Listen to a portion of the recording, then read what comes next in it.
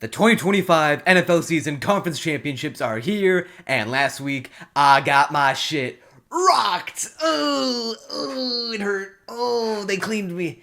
They cleaned me out for everything I was worth. We were up so many units before, and now look, we're down.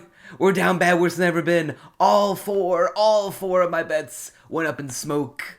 Because I got greedy. I got fucking greedy. Even though in retrospect, looking at what I would have taken between spreads, if I just picked that instead of going all out, I would have lost either way, but that's besides the point. It sucks, and we'll talk about every game as we go along, but, yeah.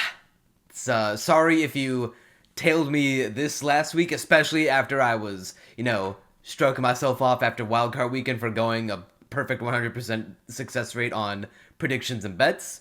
I'm gonna try to make it up to y'all. I sincerely hope y'all faded me last week, but don't fade me this time because I'll do y'all right. We'll get our get back. So yeah, I'm Neon Manta. This is the conference championship. Shut your mouth. Let's talk ball. So I went 2-2 in predictions. Lost all 4 of my bet slips, but we're getting it back here, starting off with the 2-seed New England Patriots going to take on the 1-seed Denver Broncos. Now, the Broncos-Bills game mired in a decent bit of controversy. Lots of questionable calls. It definitely turned into ref ball by the end of the game.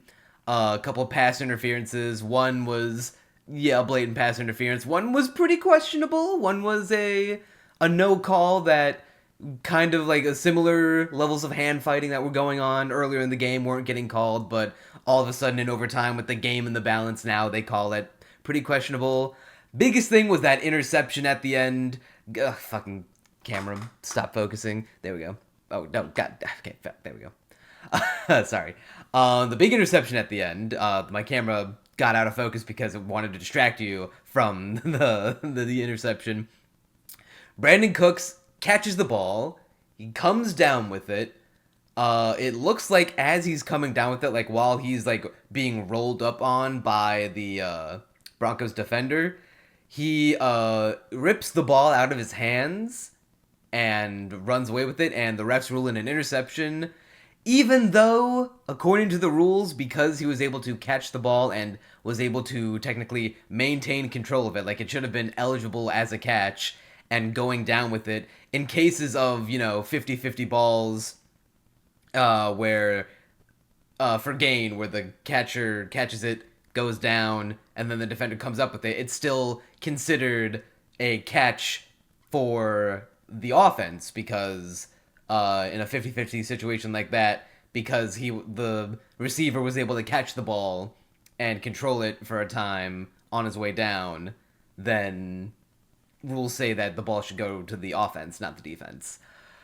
So, yeah, pretty questionable, especially considering I think a similar thing happened in the Rams-Bears game where the refs didn't call it and it ruled it as a catch for the Rams. So, yeah, it's... Bills fans are on suicide watch because after that game, Josh Allen... Oh, yeah, but by the way, not to mention, this is... Even though the refs did kind of fuck the Bills towards the end of the game, Josh Allen absolutely put them in that horrible position to begin with.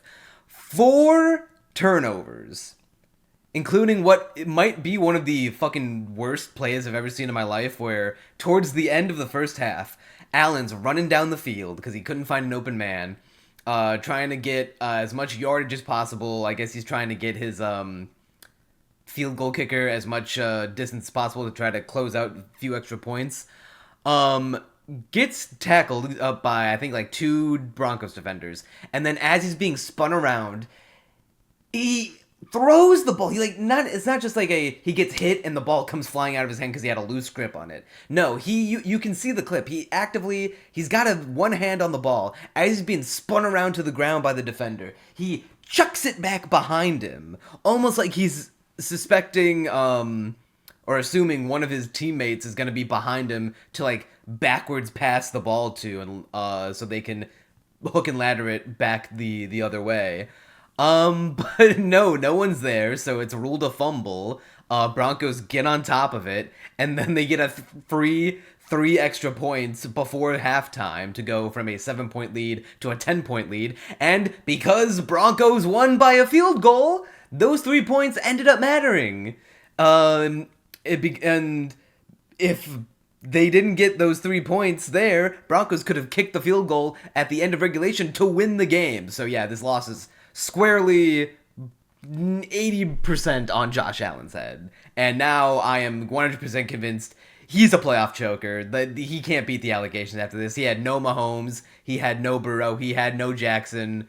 All of his ops were gone, and he lost to Bo fucking Nix. And he turned the ball over 4 times in the game where it should have been free eats for the Bills. It was embarrassing. I couldn't believe it. My opinion on Josh Allen has been irreparably damaged after this game. He is 100% a playoff choker. Now he's basically he's basically a white Lamar Jackson, except he can actually throw the ball down the field. And the camera fucking I need to get a new fucking camera, dude. All right. As for the Broncos, they played a typical Broncos ball. They actually, it wasn't really a comeback. They actually were, because Josh Allen was turning the balls over so much, they were controlling the pace of the game pretty well, capitalizing on Buffalo's mistakes. They still weren't spectacular on offense.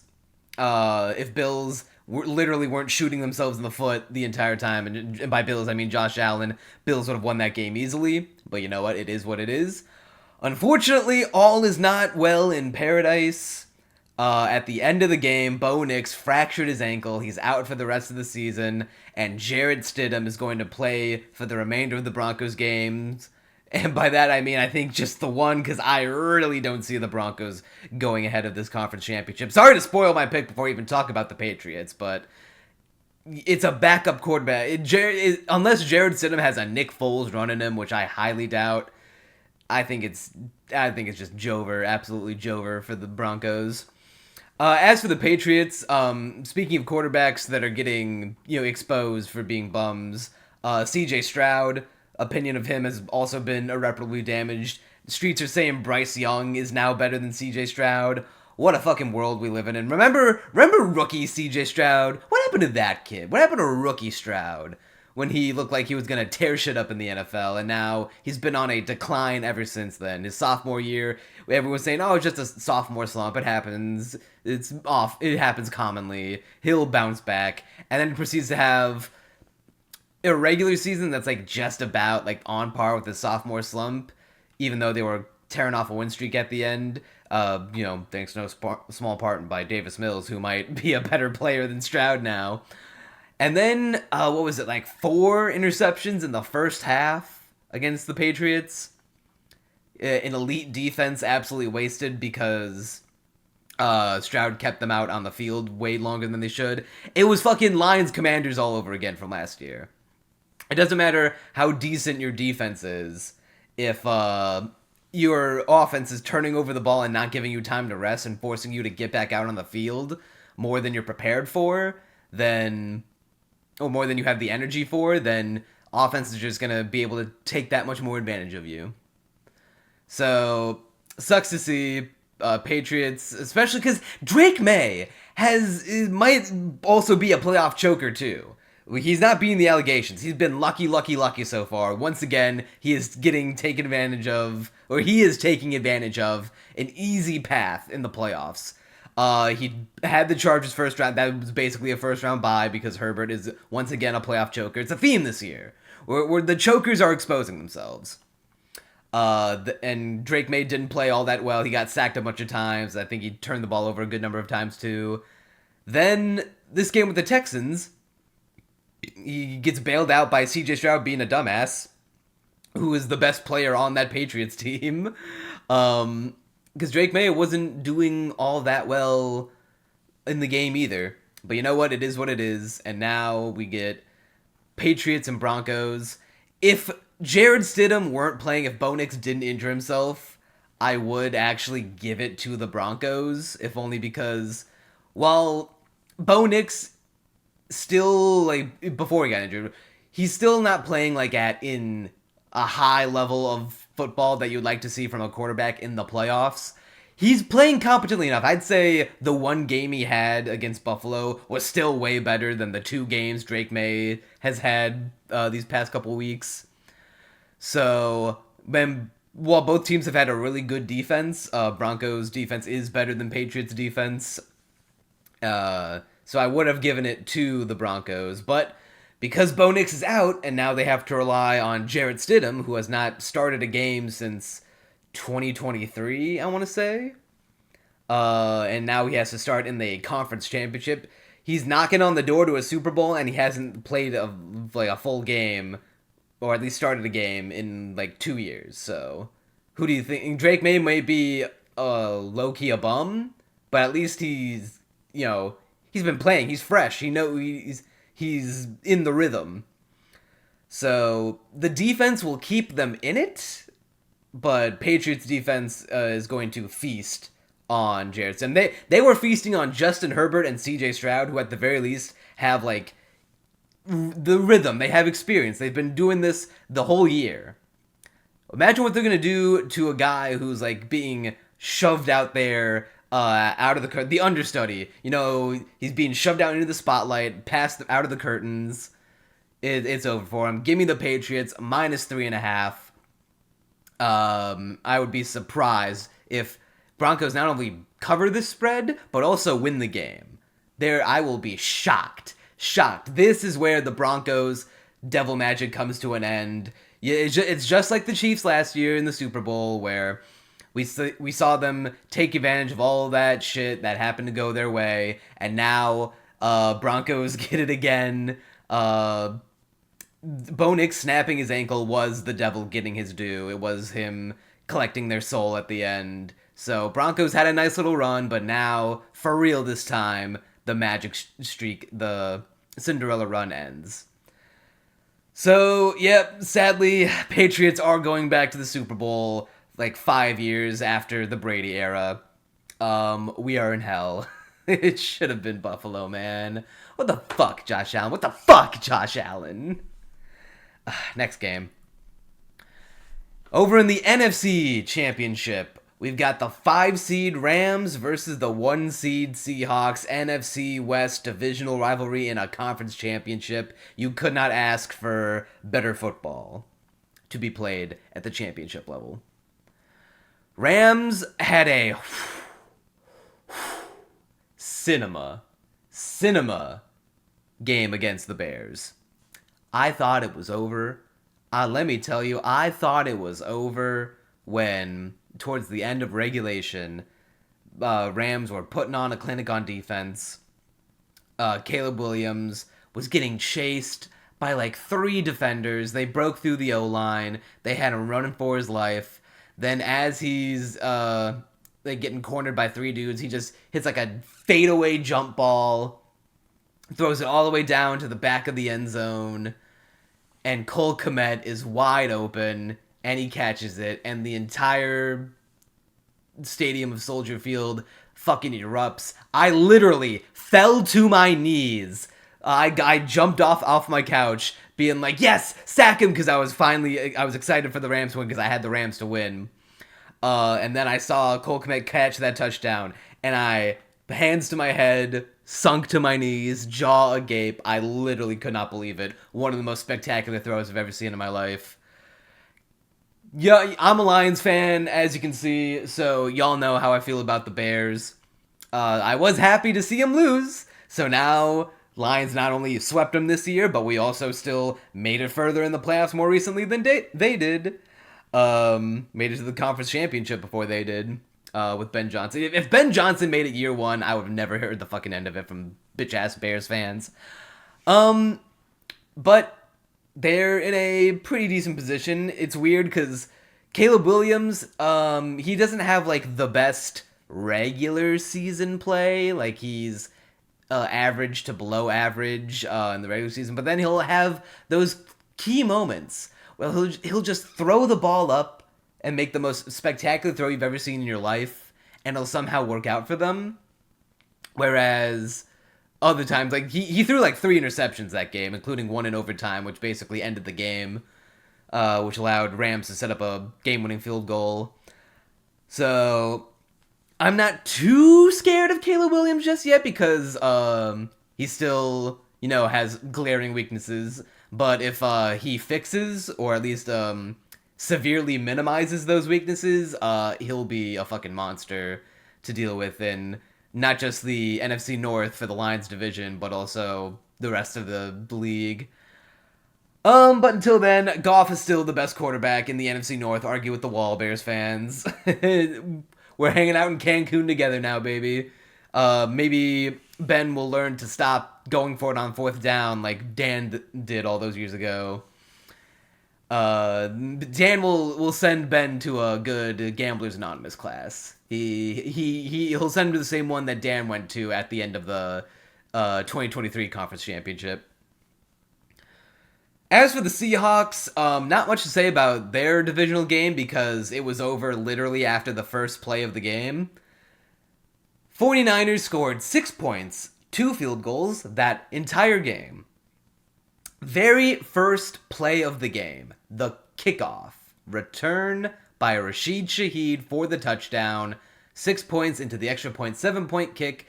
Game was literally over by then. Sam Darnold went into this game with an oblique injury, and he didn't even have to fucking play, it turns out. He threw 19 passes. He had 19 pass attempts. I think he only completed like 12 of them. It doesn't matter. Kenneth Walker got a hat trick on him. It doesn't matter that also Zach Sharp... Well, actually, the Zach Sharp injury will matter more for this Rams game. But for this Patriots game... I mean, not Patriots game. This fucking 49ers game, it didn't matter at all.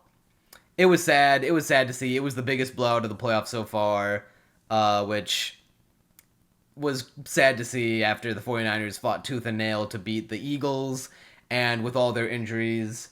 Man, this has been the playoff of injuries, huh? It was George Kittle, Bo Nix, Zach Charbonnet. We're losing big guys, big important key players. But it is what it is. That's just the name of the game. The best ability is availability. And now we got a rubber match in the conference championship. Now, this series is 1-1 so far, even though it should be 2-0 in the Rams' favor because the Seattle lateral was bullshit and definitely was a stupid rule that is going to be changed this offseason. It's going to be, or at the very least, going to be addressed. Because it was one of the worst bullshit calls. It was cheap. It was garbage. That's the only reason Seattle won that game. Without Zach Charbonnet, the run game definitely takes a hit. Now they have to fully rely on Walker, which, not that he can't, put the run game on his back, but they had that nice little two-headed monster between Walker and Charbonnet. Now without Charbonnet, they're going to have to... I don't even know who the fucking third string running back for the Seahawks is. All I know is that Walker's going to see a lot more use. And if they still had Charbonnet, I would have said Seahawks had the advantage in the run game between Walker and Charbonnet versus just Kyren Williams with some special guest appearances by Blake Corum here and there. But now that they don't have Charbonnet, the run game is pretty even. I would say Walker and Kyren 1v1, pretty even. Receivers, it's interesting because JSN, you could make an argument. I wouldn't necessarily agree with it, but you can make an argument that this season he's better than Puka, or at least he's like just a better, like he gets more usage than Puka. But that's only because JSN is like a one-man army, whereas Puka, he could do it himself, but he also has the benefit of having Devontae Adams as his co-star, wide receiver too, so you couldn't really ask for a better receiver room than that. Yeah, between the quarterbacks, I still don't trust Sam Darnold in the big games. Like, he showed up towards the end of the regular season, but he didn't have to play in the wild card because he got the 1 seed, and he didn't have to try in the divisional round because the game was literally over by the end of the first quarter. I'm pretty sure they pulled the Seahawks starters at the start of the fourth quarter just because they knew the game was out of reach. So yeah, I still give me Stafford over Darnold any day of the week. And between the defenses, that's going to be the big thing. Seahawks defense has been very spectacular. They bullied the fuck out of 49ers last week. And they've been running roughshod over the league these past few weeks. The past, like, few weeks of the regular season. I would say Seahawks definitely have the better defense. Rams don't have a bad defense. They have a clutch defense. They'll show up when it, like, in the key moments when it matters most. At the end of the day, they'll get the job done, even if it gets a little ugly on the way there, as we saw with that Hail Mary, pseudo Hail Mary, unbelievable touchdown that Caleb Williams threw up last week. You already know I got the Rams. I don't need to drag this out. I said last week, Rams are my pick to not only win the NFC Championship, but also win the goddamn Super Bowl, even if the Bills made it. Now that the Bills aren't in the Super Bowl, or like won't be, this is gonna be a harder match for the Rams than whoever their Super Bowl opponent is. Because if the Broncos find a way to win, they get to play a backup quarterback against a good defense. So that's a really good position to be in already. But if they play the Patriots, they'll put up more of a fight because they got a good defense, but they'll take advantage of Drake May's shoddy performance in the playoffs so far. This Seahawks team is better than the Broncos team and the Patriots team, so regardless, I truly think that whoever wins this game will win the Super Bowl. So this is basically like a pseudo Super Bowl. This is like the pre-Super Bowl. I highly doubt that either AFC team is going to win this year, so we're dropping Rams money line. That is a bet. I probably also should have said at the beginning of this video that, much like last week with the divisional round, I'm doubling up. I know it bit me in the ass last week, and that's why we were down 8 units instead of just 4 units last week, but we're going back up between the 3.5 point spread of the Patriots and the odds of the Rams money line here. We're doubling our money, essentially. No matter how you slice it, you'll be doubling your money. So bet as much as you want that you can afford. I'm dropping 2 units on both of these. That way we can hopefully get 4 units back. And we're definitely not climbing out of the hole unless I make a gargantuan bet on the Super Bowl, which I'm not going to do. Because then I'll either because it's the difference between breaking even and going like negative 25 units, which is a horrible look. I can never show my face in NFL betting videos again. I at least need to get it like close to 0. That's the new goal. So yeah, that's pretty much it. A shorter video than usual, even though I probably rambled like a motherfucker. Once again. These videos will be much, much better in the new year. In the new season, because I'll be much more focused, have much more control over my schedule to do these videos for. So, let me know all of your predictions for the conference championship down below. Who you got going to the Super Bowl, who you got winning the Super Bowl.